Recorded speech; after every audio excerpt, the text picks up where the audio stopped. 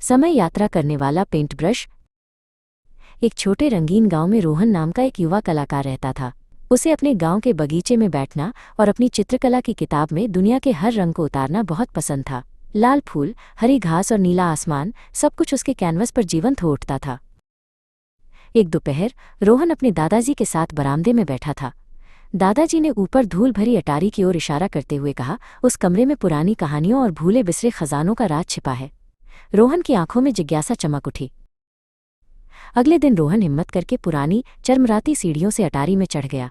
सूरज की रोशनी एक छोटे से रोशनदान से छनकर आ रही थी, जिससे हवा में धूल के कण नाचते हुए दिख रहे थे।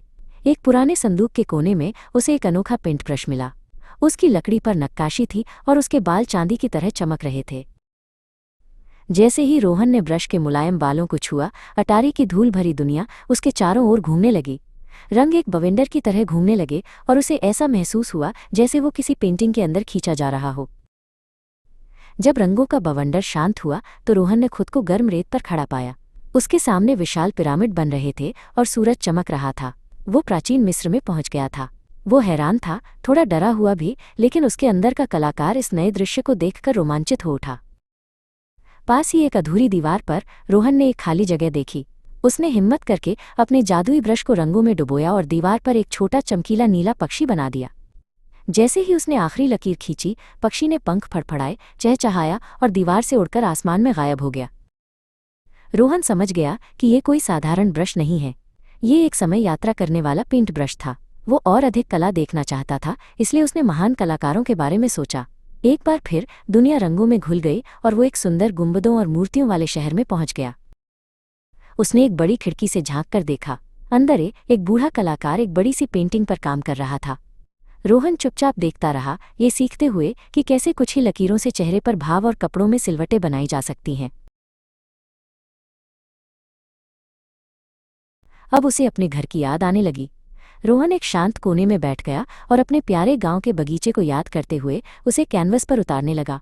जैसे ही उसने पेंटिंग पूरी की, परिचित रंगीन बवंडर ने उसे फिर से घेर लिया।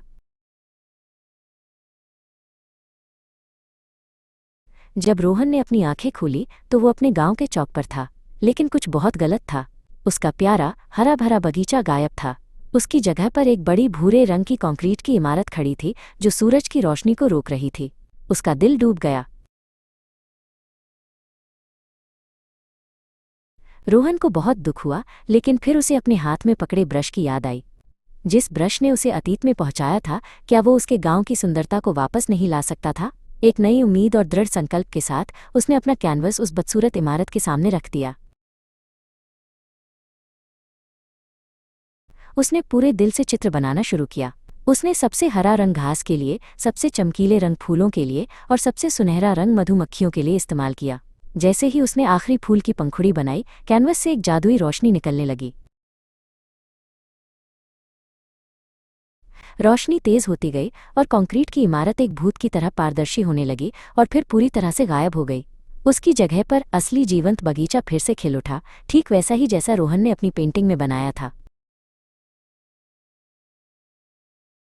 रोहन ने अपने पेंट ब्रश को देखा और मुस्कुराया।